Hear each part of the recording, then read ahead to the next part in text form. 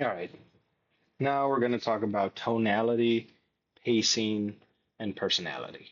So the script is going to be the skeleton, right? Your voice, your pacing, personality are what really bring it to life. So this is the layer on top of everything that you've learned so far. So the concept, you know the script, right? Now we're going to learn how to say it. So this training, the trainings before this one taught you what to say and when. This training is how you say it. So two reps can deliver the same line. One builds connection, one kills the conversation. The difference is almost never the words, right? It's the tone, it's the pace, it's how it's the person behind the script and how they say what they're saying. So tonality is the delivery, right? Tone communicates intent before words do. A warm, calm tone, a warm, calm tone tells the seller you're on their side. A rushed or flat tone tells them you're just another caller. 55% of the communication is nonverbal. On the phone, your voice carries almost everything. So slow down when asking about motivation or pain. Speed up when setting expectations or explaining the process. The pace you use signals how important the moment is. Slow equals this matters. Fast just equals routine. The script is a guide that we want you to follow every time, but your personality is what wraps around it. So you're not a robot just reading lines, right? You're a person having a conversation. You're going to have warmth, you're going to have some humor, some curiosity, and you're going to care, and care are what, oh, care are what a seller feels like they're talking to someone who actually gives a damn. Okay, mess that part up. But basically, yeah, the seller's going to hear what you're saying and how you're saying it to them and either feel like, hey, this person really cares and wants to make this work, or this person is just doing a job and they don't give a shit, right? And if you are the latter, like you're not going to be successful in this role. So every one of our sales reps follows the script to a T, but the personality is wrapped around it. So the goal of any one of these or every single one of these calls, even if the seller is a little bit more aggressive or tougher to deal with, is to be warm and conversational. It should feel like a genuine transaction, not just a genuine conversation, not just a transaction. So it's not a pitch, right? The seller should feel heard, feel or not processed. When you've mastered the script and layered your own voice on top of it, that's when the results are really going to change. So here is something that we use a lot. It's tactical empathy. So this is the tool that makes other tools work. So tactical empathy is not sympathy. We don't feel bad for the seller. It puts you beside them. You understand their situation without judgment. When you deliver empathy through your tone, your pacing, the right word choice, the seller's resistance is going to drop. They stop fighting, they stop being aggressive, and then they stay in the conversation much more. So these two things, proactive empathy, think about getting ahead of bad news, right? You use it before tension arises and to keep them comfortable. So, like, for example, renegotiation. We're about to give them bad news that we can't pay what we thought we could pay or what we agreed to pay. So, you want to be like, hey, I've really been dreading this call all day. Um, I feel absolutely horrible. So, I talked to the team and I mentioned how, there were some things that came up during the inspection. We were hoping to make this work, but, um, I just got off the phone with them today and they mentioned that unfortunately, the number that you were looking for, the 220 that we agreed to, unfortunately, that's not going to work for the team. And I know how important that was for you, and I really wanted to make this work, but they did let me know that they're just not going to be able to close at 220. And then you just shut up, let it linger, and they'll be like, well, is there a number you can close at, right? And it just comes across a lot differently than, hey, I talked to the team, we can't do your 220, we're going to need to come in with a lower price. That's not going to go over well, right? And it's all about how you deliver it. So that's proactive. We're getting ahead of bad news. Reactive empathy is when the seller's uncomfortable and to bring them back, right? So a lot of times this happens at the start of a call or when you're asking motivation and digging deeper, and they're like, "Why does that matter? Why are you asking so many questions?" Be like, "Oh, I'm sorry, I didn't mean to offend you. I was just trying to get a better understanding of your situation and what your goals were with the property and why you were looking to sell. But my apologies if I offended you, right? So we want to use those throughout the call, just to get ahead or just to react to them being aggressive. So pacing, when to slow down, when to speed up.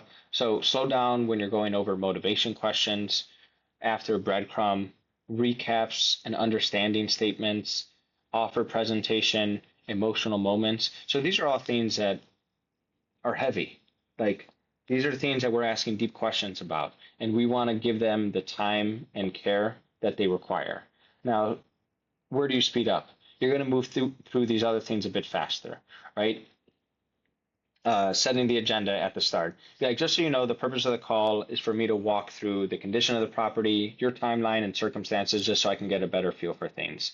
So my job here is basically gather that information, and then what I'll do is I'll let the team know about that, and they'll let me know whether or not one, they're interested, or two, they're not, and they'll give me a reason why. All I ask from you is that you're able to give me a yes or no decision. Does that sound fair enough?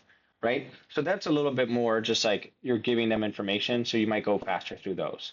Um, Credibility section, when you're sharing your name, when you're sharing information about our company, that's going to be faster. Routine property questions, bed and bath, age of the roof, age of the furnace, things like that. These are just data points. We're just gathering information.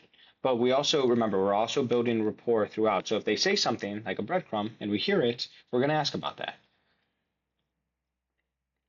Next, personality, non-committal language. Again, the script's a guide. Scripted doesn't mean robotic. I don't want you just reading line by line and not having any human emotion behind it. And I've been there. I've done this where I sound very robotic and I'm just reading. Now it sounds like I'm just having a conversation every single time, but I've done this thousands of times. So the goal is one, you know the script well enough where you're not sounding scripted and you're not sounding like, oh, I got to find what's next and let me just read this line. So uh, you have to be warm with people. You have to be curious. You have to care what they're actually saying and respond to that and not just go to the next line in the script. When you've actually mastered the words of the script, your personality is going to fill that space between them. You're going to crack jokes. You're going to laugh about things with them. You're going to have better timing. You're going to have a moment of genuine connection because you're not focused on what I say next and I have to follow this script. But again, you do follow the script, but you follow the script in a way where I use this example of the script is a highway, and the highway is going to get you from point A to point Z right at the end of the call. However, you may get off the highway and you may go drive in a neighborhood and you may stop at a restaurant. And what you're going to do is you're going to loop back to the same point you got off and you're going to get right back on the highway. And the highway is the script, and breadcrumbs, digging deeper into motivation, into impact, everything else is getting off the ramp. And then you get right back on once you get to the next thing in the script. The sellers who remember you, who call you back, who refer their neighbors, who leave positive reviews, they're going to remember how you made them feel, right? Not exactly what you said. So always keep that top of mind. And then lastly, just be yourself, right? Again, you're going to follow the script, but you're going to say something different than what I'm going to say. But as long as we're getting the point across, now I want to be clear though, you're going to follow the script. I don't want you to go off script or miss sections of the script, right? You're going to just, your personality is going to shine through when you're talking to them, sharing things about your life, right? Because they want to feel like they know you too. And you want to share things that they can connect with potentially. But at the end, if they know nothing about you, it's not the end of the world. But like you want to share some things about yourself as well so they feel that genuine connection. Another thing, just like a tactic, is like be aware of non-committal language. Sure, maybe, I guess. You can call that out. You can say, hey, it sounds like you're not just ready to do anything right now. That's perfectly okay. Is that what's going on here? They'll either correct you or they'll correct you and share an objection, and then we can deal with it. But just something you want to be clear. Like I've had people who, when I ask if they're ready to sell, they say sure, and then I say, hey, like when you say sure, it sounds like maybe you're unsure. Like, do you want to sell or do you not? So rules, common mistakes: slow down on motivation questions, breadcrumbs, recaps the offer. You're going to use proactive empathy before tension. Open the umbrella before it rains, right? Use reactive empathy to bring a seller back when they fight or flee. You want to let your personality show. Warm and conversational is always the goal. Non-committal language, go for no. Never accept like a sure, maybe, that sort of thing. We want to call them out on it. And then watch your pace and call reviews. Speed and rushing through things is often where the connection is lost and something doesn't feel right. Uh, Common mistakes. This is just kind of like opposite, obviously, the rules. Rushing through emotional moments because you're following a sequence. Don't do that. Take as much time as you need to dig. You don't want to sound flat or robotic. The seller's going to hear your energy, and if they feel like you're just reading off a script, you're not going to connect with them, and they're not going to share. Don't make the seller. Don't feel bad for the seller. Understand their feeling though. Let's see. Leaving your personality at the door. Don't do that. Right? You're a person at the end of the day. You have your own personality. Let it shine through. All right. So to drill it, you're going to record yourself. Practice saying lines loud and fast and really going through with a positive high energy and sharing things and speaking quickly. And then also practice speaking a bit slower, speaking softer, sharing things about your background or talking through a seller and explaining to them how the process works. So you can do it loud and fast and say, hey, this is what we do. This is my job. This is what I expect of you. Or you can do it slow and soft and say, hey, this is what I do. This is how I do it. This is what you can expect from me. And I want you to play around with that so you can just get a feel for how to, I don't want to say manipulate, but like how the questions are going to land differently when you said, what has you thinking about selling versus like, hey, just curious, like what has you even considering selling in the first place, right? So we're going to work on that. So I want you to, yeah, drill some of these things out.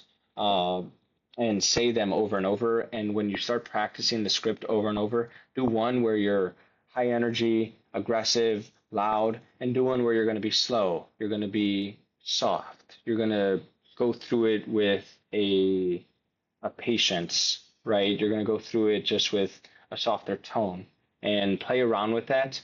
And this will help you when you start asking those more emotional questions, because you're not going to ask a question and be like, how to make you feel when your husband passed away and you had to pay for everything yourself, right? You're not going to ask a question in that way. You're going to be empathetic, be like, oh my God, I'm so sorry that you had to go through that. Like, I mean, I can't even imagine. How are you holding up? Got it. And I mean, how's it been? Obviously, I know you mentioned that your husband was the main breadwinner and you're dealing with everything on your own now. Like how are you doing with things, right? So just playing around with that will make a big difference when you start to dig into the emotional side of things. Uh, Other than that, work on these different, lines, recaps, like offer presentation. The approved offer, that's not a great one. I mean, you could do it with that one, but there's the motivation recap and roadblocks that you want to focus on delivering empathetically. So that's it for now. But yeah, let me know any questions.